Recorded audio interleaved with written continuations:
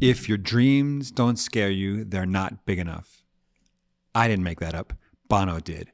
Their new single, it's a little furry, out of focus, Atomic City, their new single, and it's a cool song. I'm an unabashed U2 fan. And so, but I could not agree more with that line. Welcome to the What Could Go Right podcast, where we talk about personal growth, family connections, and parenting adult kids. My name's Emily Orton. I'm Eric Orton. And we just got off a coaching call. We were talking to some of our clients about their audacious dreams.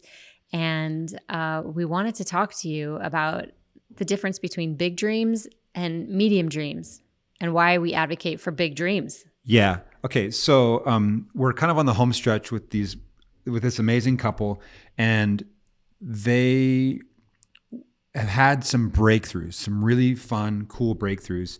And a lot of momentum, connections, things are happening. Oh my goodness. It's so cool and so fun to watch. And they just said, one of the responses that we keep getting is, good for you for dreaming big. And they have a really big goal. I don't want to get into it, but it's like multifaceted, multi-year, big. It's huge. And they're talking to all kinds of different people, different, organizations are involved, and professionals, and with a steadiness, they're told, good for you for dreaming big. And this is kind of where I went on my little rant with them. And I said, look, it's so important to have huge, audacious goals. And here's why. Because when you have a massive, big, audacious goal, there's room in that dream. There's room for everybody. They can hear your vision and they know there's no way that this person's going to pull it off on their own. They're going to need some help, or they need some support. And all of a sudden they start feeling like, how can I be involved? How can I encourage this? How can I help make it happen? When you have a medium-sized goal or what I'll call a small dream or a medium-sized dream, people will listen to you and they'll think, that's so cool. Good for you. I hope you do that. But there's no space in it for them. All they can do is just say, go. I hope it happens. But when you present a massive, audacious goal, they just think, whoa, this is going to take a village. Or some version of that. And I just want to be, Emily has said something for years when she's talked about our living on a sailboat for a year.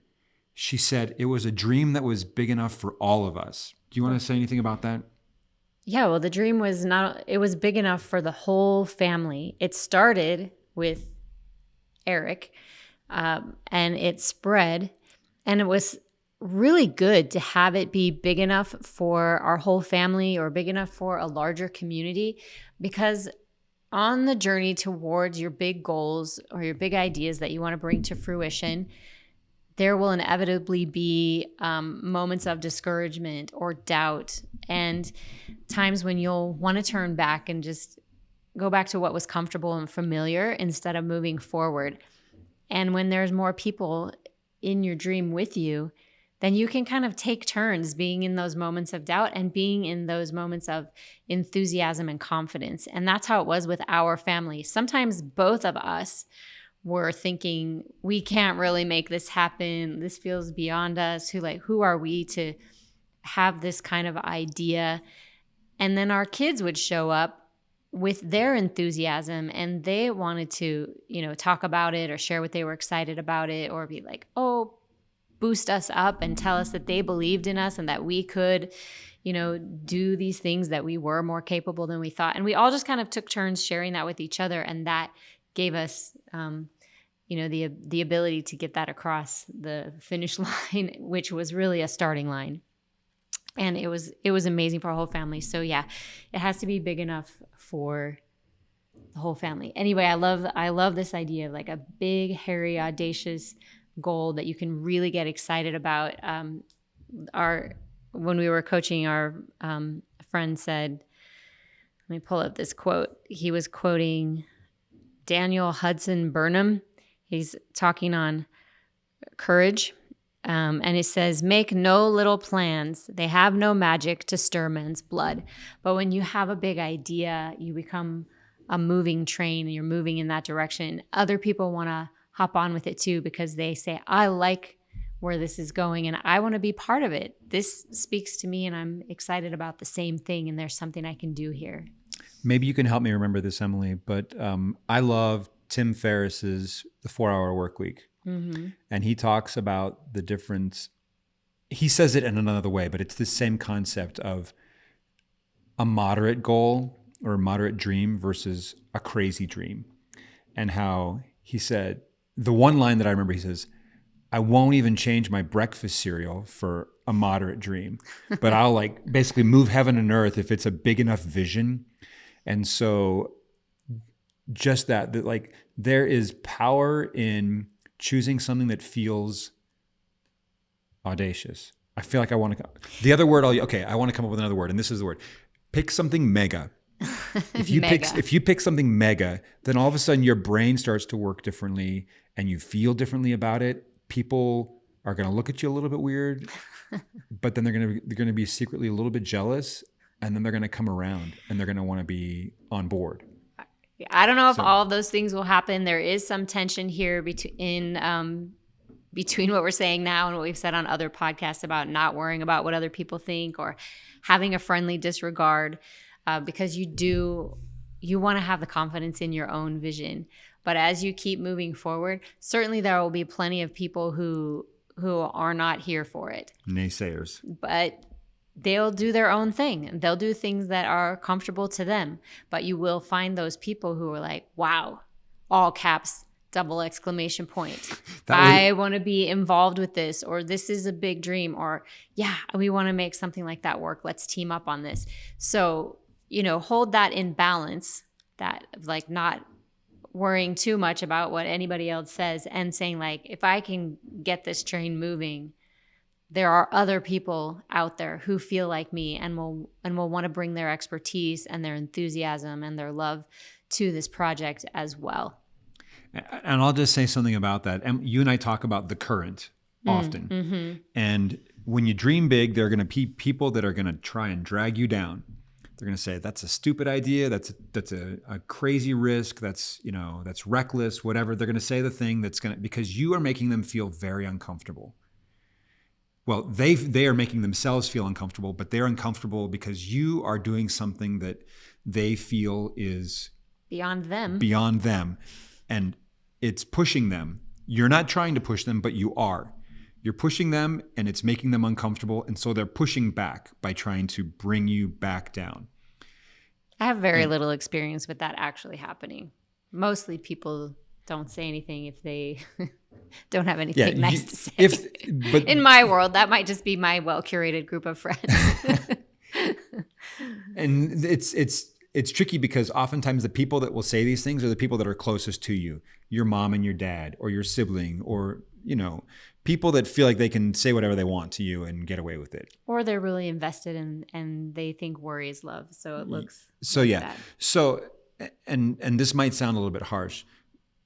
Be careful about spending time with those people. I'm not saying cut people off, but I'm just saying like maybe not bring up that topic when you're with them, because you know that they're going to be like, there's a lady that I grew up with and I know that anything that I say, she'll find a way to bring it down a peg. And so I just say like, I don't go to that person for guidance in this area.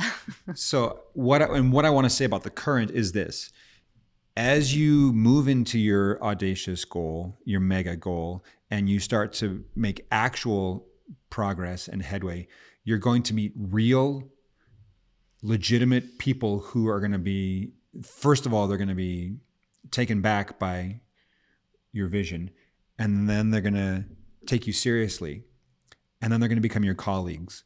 And all of a sudden, you're going to be talking with people that are speaking about possibilities, dollar values, strategies, ways forward that you had never thought of before, and they are taking you seriously, and you are finding your current. The people that you can be around and talk about things with that are not going to, they're going to make you feel normal. And this new level of you is going to become normalized, which is what you want. You want your new mega goal to feel very doable.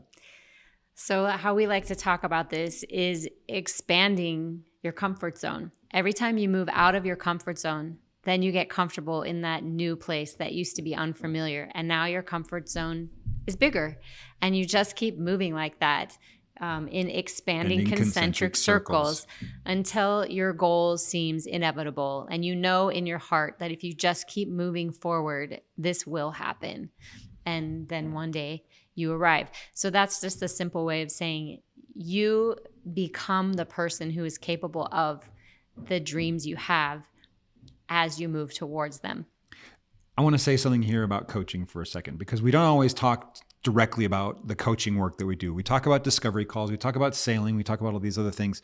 But when we coach with people, it's a deeply satisfying experience, and it's mega transforming. Transformers. And here's why. Because we will work with people for, maybe this is a little bit of an infomercial. Here's what we do. We work with people for 4 months, 10 sessions. And over the course of those 10 sessions, what we do is, it's not necessarily about getting people across the finish line with whatever they choose, their adventure, their what we call an island. And we have a framework that we teach, the Navigator framework, and we talk about islands. The goal is not necessarily to get you across the finish line. That may happen. The goal is to move the needle from feeling impossible, to feeling inevitable. Because once we get you there, you're on your own. And the thing that you want to do might take 6 months, it might take a year, it might take 10 years, many years. But the goal is to swing the pendulum, get you off of that get you out of that impossibility rut and on the road to momentum. I like it. I'm not a bicyclist, but today when we were speaking with our clients, one of them said, for the first time this week, and it's our second to last session, that they feel like they can move forward and they don't need this accountability in their life as much as they have up to now. And so they were worried about getting to this point. They were worried about getting to this point, but now they're at this point at the perfect time. Yeah. And they've developed the habits. We've talked about the habits that are going to help keep the momentum going forward. And they're like, it's working, right? Mm-hmm. It's working. And before we thought, we've been talking about this idea for years. And the more we talk about it without taking action, the less credible we feel, the less we trust ourselves, the more bad we feel, the less capable we feel. So they hired us to move forward, to say, like, we are taking action and we are going to hold ourselves accountable. And when they say they're going to send a text or an email or look into something, they know we're going to be asking about it at our next visit, and they do it. And I'm so proud of them. But now they've come to the point where they've done it enough. They've built up their own confidence, their own stamina. Their vision is super clear, and they're building the team that's going to make it happen. And we just feel so honored to have been that part of the journey, to move them across the threshold of actually moving it from just talking about it to taking action, big action, and having great momentum.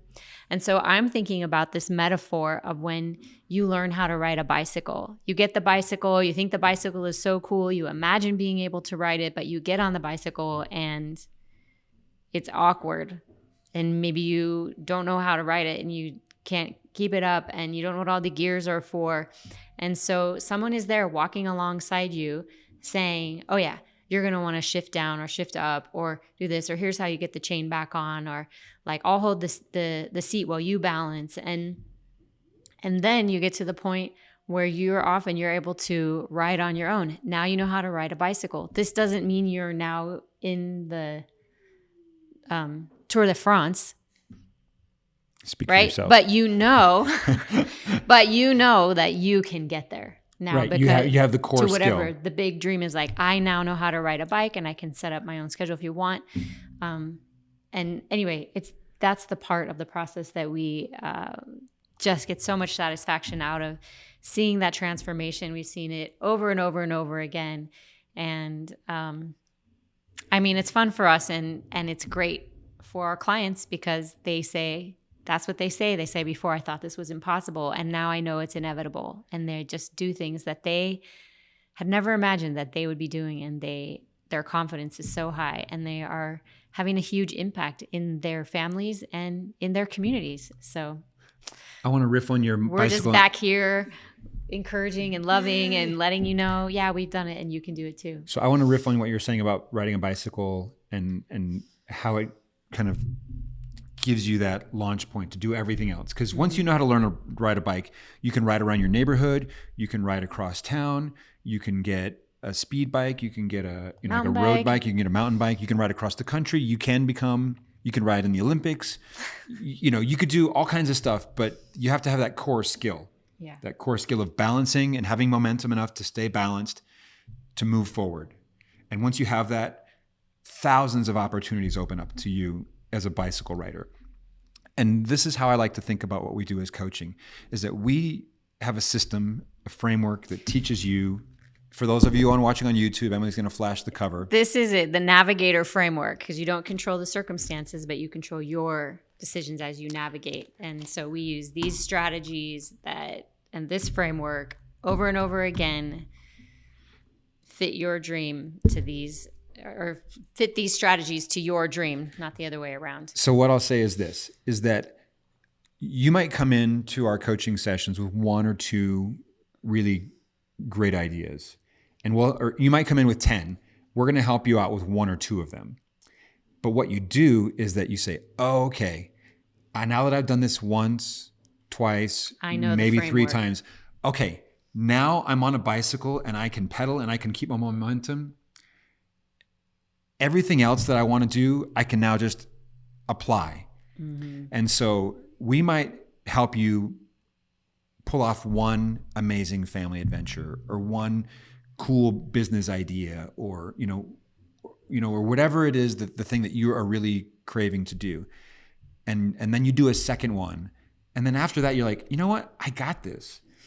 And then you can go, and so many opportunities are going to open up to you. And all of a sudden, as your confidence and your credibility rises, the size of your dreams get bigger, and you just start to think about all the things that you could do. You don't need us at that point. You've got it. You've got the skills. I mean, we'll always be there to cheer for and root on our clients because we love seeing it happen. And we love the long payout of how this goes in terms of just how it ripples forward into your life and into your children's lives and into the next generation. It's really the most satisfying thing about it. But just this,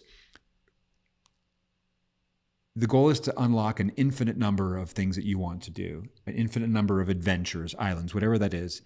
And we'll help you get the first one or two, and then you're off on your own. And so I love the unendingness of it. And what you were saying about rippling out into your families, I think one of my favorite stories that we heard from these clients was that several months ago when they started, they asked their kids to answer some of the blue sky questions, which you can go back. We have a previous episode, and maybe we'll link below to that episode as well, where we give 3 of the questions. And like, what are your big ideas and what would you want to do in life? And these are young kids, and they didn't have anything. They're like, I don't know. And now, after a few months of seeing their parents being persistent, taking action, having conversations, just moving forward in various ways on their own dreams, she came back and she did the exercise with them again. And this time they each had several ideas that they would be excited about, things that they're curious about, interested in, and would love to try and do. And that is a generational gift that you give by setting the example of doing it yourself. You give your kids this, not only a growth mindset, but a growth model. And so they think, oh yeah, we can do this. And I recognize there will be pushback, but there's also persistence. And there are these payoffs that come, and it's so cool just trying to see what we're capable of. So that was probably my favorite thing, because I thought, oh, well, this dream you're doing could last for many years, maybe even decades. But this seed that you're planting with your family will have an effect for generations. So really awesome. Yeah. So I'm gonna end with this. If that's what we right. want for you. That's what we want for you. And look, if you coach with us, great. But whether it's a match for you or not, here's what we'd love for you to do.